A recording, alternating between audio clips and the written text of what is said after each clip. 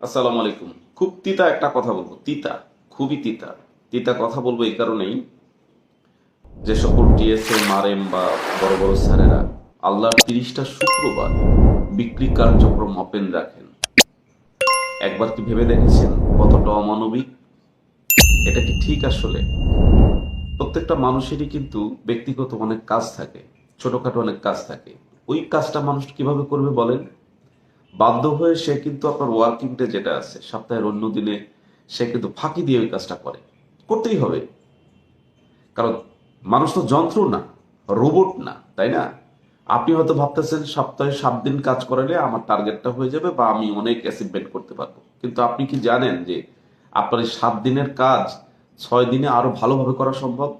একটা দিন অন্তত রেস্ট থাকা উচিত একটা মানুষের, একটা দিন বিরতি থাকা উচিত তার ব্যক্তিগত কাজগুলো করার জন্য, তার বিশ্রামের জন্য, আবার নতুন করে শক্তি সঞ্চয় করার জন্য।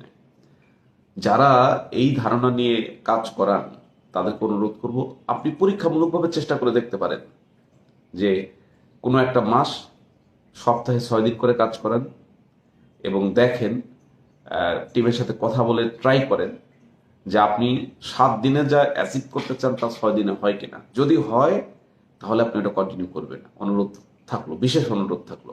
আর যদি না